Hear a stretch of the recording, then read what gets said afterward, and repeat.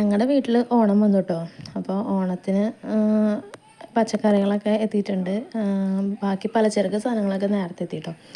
പച്ചക്കറികളൊക്കെ വന്നു, ഞങ്ങളതൊക്കെ ഒതുക്കി വെക്കുകയാണ് കേട്ടോ. എല്ലാം ഓരോന്നും സെപ്പറേറ്റ് ആയിട്ട് കവറിലാക്കി ആദ്യം എല്ലാം നിരത്തി എല്ലാം ഉണ്ടോയെന്ന് നോക്കി. നമ്മൾ പോയി വാങ്ങല്ല, ലിസ്റ്റ് കൊടുത്തിട്ട് അവർ കൊണ്ട് ആക്കുകയായിട്ട് ചെയ്തത്. അപ്പോൾ അതൊക്കെ ഞങ്ങൾ ഫ്രിഡ്ജിലേക്കൊക്കെ ആക്കി വെക്കുകയാണ്. അപ്പോൾ അതൊക്കെ കഴിഞ്ഞപ്പോൾ വൈകുന്നേരം ആയി കഴിഞ്ഞപ്പോൾ ഇനി കായൽ വറുക്കൽ പരിപാടി ഉണ്ട് കേട്ടോ. അപ്പോൾ വൈകുന്നേരം ആയി കഴിഞ്ഞപ്പോൾ അതേ അച്ഛൻ വന്നു. അച്ഛനാണ് കായ അരിയുന്ന സ്പെഷ്യലിസ്റ്റ് കേട്ടോ. നല്ല നൈസായിട്ട് അച്ഛൻ അരിയും. അപ്പോൾ കായൊക്കെ തൊലി കളഞ്ഞ് മഞ്ഞൾ വെള്ളത്തിലൊക്കെ ഇട്ട് വെക്കട്ടെ. അപ്പം അമ്മ സൈഡിൽ കൂടെ കായത്തോലും പയറും കൂടി ഉപ്പേരി വയ്ക്കും. അപ്പോൾ ഞങ്ങൾ അമ്മ അതിനുള്ളതൊക്കെ അരിഞ്ഞു. അച്ഛൻ ഇപ്പോൾ 4 പൊളിക്കലായി വട്ടനെ അരിഞ്ഞ് അത് വറുക്കാൻ എടുത്തു കേട്ടോ.